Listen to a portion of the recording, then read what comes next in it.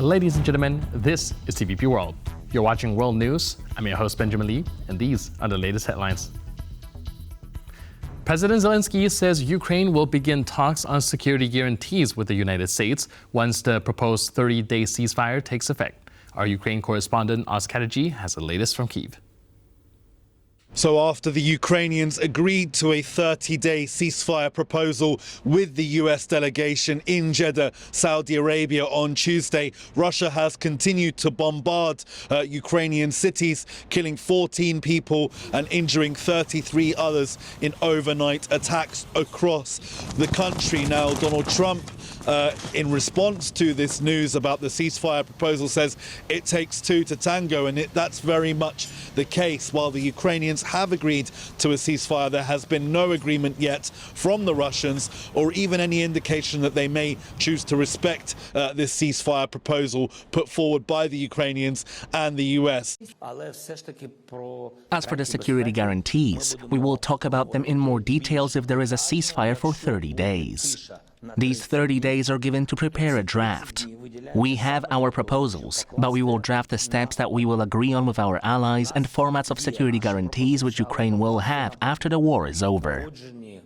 Zelenskyy there saying that Ukraine will, of course, discuss these security guarantees with the United States, but only once a ceasefire is in place, this 30-day ceasefire. Now, this is a difficult position for Ukraine to be in because, again, we do not know if there's going to be a ceasefire. So pushing off these crucial talks for Kyiv about security guarantees that would prevent a further Russian invasion of their territory to a ceasefire that may not happen is an incredibly difficult diplomatic position for the Ukrainians to be in. Now, Andrei Sybiha, Ukraine's foreign minister, spoke saying that this was not a frozen conflict proposal, but it was the beginning of a path to a just peace. However, we're moving forward now. The intelligence sharing and the ammunition has been resumed, but Russia is continuing to bombard Ukrainian cities. And furthermore, Ukrainian forces are withdrawing from parts of the Kursk Oblast. TVP World can confirm that. This is after weeks of pressure the Russians have been putting on that salient in the Kursk Oblast of Russia, occupied by the Ukrainians since August 2024. It's said that the Russians have had some success in pushing the Ukrainians out of Sudzha. Photos appearing on Wednesday morning showing Russian forces outside the town hall in Sudzha. So Ukrainians are now in a difficult position in the Kursk Oblast, and they will be breathing a sigh of relief that the ammunition and intelligence sharing is coming back, but there is still so much more work to do if there is to be a ceasefire, and still no indication from the Russians that any ceasefire is forthcoming. Katerji reporting from Kyiv for TVP World. Ukrainian citizens are reacting with mistrust and skepticism after Kyiv agreed to the ceasefire proposal with the US. Many fear the move will only benefit Russia, with one resident warning that, quote, it won't bring peace. Russia will only accumulate more strength. As a rule of thumb, it is hard to trust the Russians. I don't trust them. They have always betrayed, fooled. I don't expect anything decent from them. I don't think Russia will agree to it. There was an air raid alert all over Ukraine tonight. If Ukraine and the US agreed for 30 days, Russia should have reacted in some way. I think nothing will come out of these talks. The Russians will speak from the position of strength. They see that Ukraine and the US have some disagreements. They will press on it. No, it won't bring peace closer. Russia will only accumulate more strength, weapons, missiles, Shaheds, and it will start all over again. Support for Ukraine in Europe remains strong. Speaking alongside European Council President António Costa, German Chancellor Olaf Scholz said any ceasefire in Ukraine must be a step towards a lasting agreement. Costa, meanwhile, stressed the urgent need for Europe to increase defense spending. A ceasefire must be embedded in a peace process that leads to a lasting agreement. Ukraine's sovereignty must be preserved. Ukraine needs strong armed forces as the most important security guarantee for the country. All of this will have to be discussed in the talks, which will hopefully begin very soon.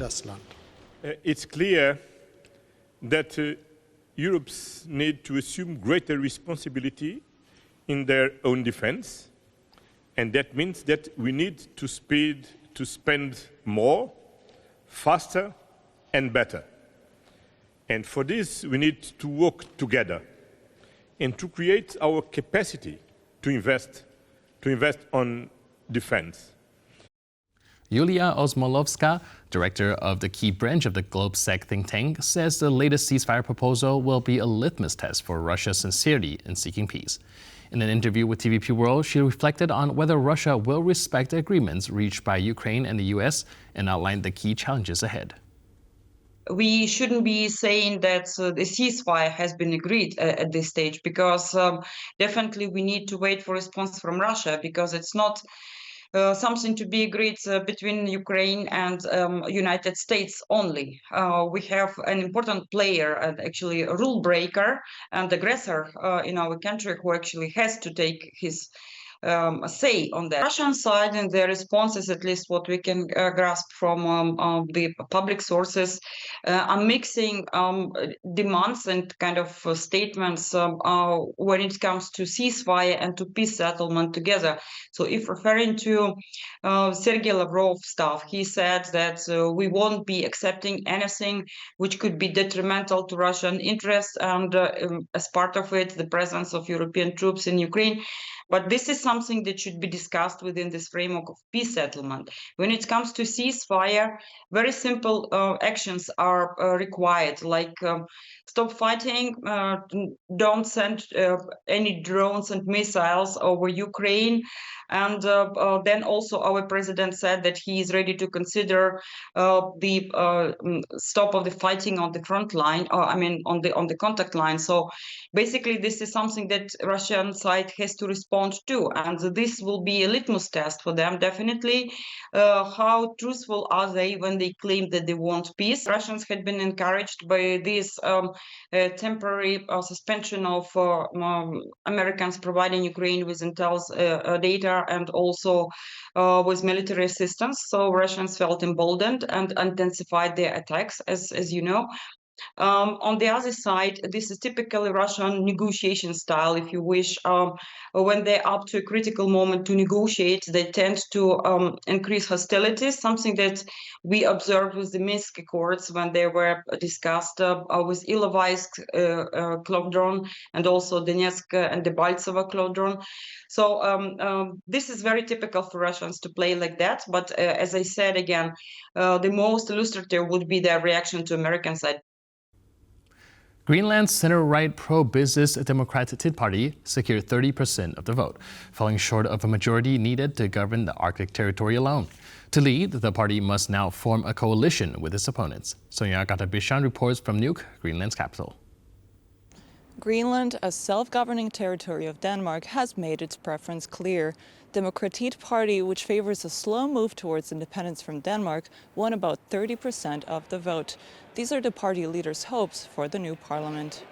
We are in a time now in Greenland where we have to be together and have a one voice outside of the country. So I hope we can make a wide collaboration through with many parties.